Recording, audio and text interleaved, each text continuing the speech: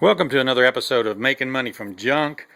Today we're going to talk about pulling the value out of keyboards. Yes, there is actually a little bit of value in keyboards. I didn't say a lot of value, and I didn't say you want to do this every day, but I did want to show you how it's done and what you're going to be able to get.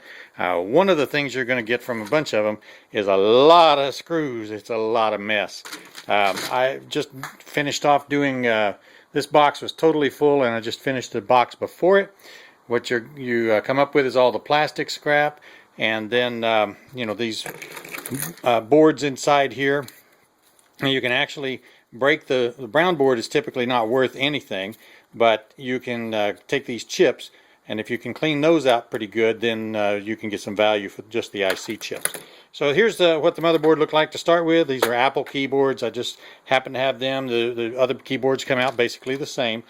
And so you take all the screws, and these are really nice. They've only got screws on one side. So you just find all the screws that you happen to have. This one only has 4. Some of them have many kinds of screws on them, and some only have a few. So this isn't any particular keyboard. It's just that I had 2 of them the same and thought I'd make a video of it. And what's going to happen then is it's going to come apart, and the back comes off. And a lot of times you'll pry up the back, and you'll need to take the plastic. You'll just break it and snap the last little bits off. But now you got this plastic scrap. It just goes in a plastic scrap box. And then you're going to have the top that comes off, and then all those little pieces underneath. Some of them come in with things attached to the Mylar, and some of them come in different ways. But this happens to come out nice and clean. That's another bunch of plastic scrap. Now here's what you're after right here. This is really the only value in the thing. You've got a little piece of metal, metal plate, that just goes in the metal recycle bin. So that goes over there. This is where you're after right here, what you're after. This is actually silver. Now it's hard to get to, and it's I didn't say the processing was going to be fun or easy, but if you noticed here, there's 3 sheets, and it's 2 sheets that are separated by a third clear sheet. There's nothing on this one, as you can see.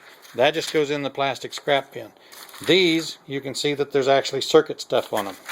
The 2 that have that are the ones you want, and so I put those over here in my keep it bin, and after a day's worth of work, this is what I've got. These are worth approximately, each keyboard will give you a couple of Mylars, and it's worth about 30 cents a piece per keyboard. Not a lot of money, and it takes about 4 to 6 minutes, it seems, on average, to tear apart a keyboard. No, it's not a lot of money. This is a hobby kind of an idea, but you know what? If you're really trying to make money from junk and get all of it you can out of there, and you're trying to keep it from all going into the garbage, then this is not a bad way to do it. You'll be able to recycle the plastic, and a lot of people buy the recycled plastic. Check in your town, and I'll be able to get up to about 14-15 cents a pound for that plastic. So there's something. I get about 8 cents a pound for the metal, and then I get the 30 cents of silver out of the Mylars. I'll show in a video later how we process those.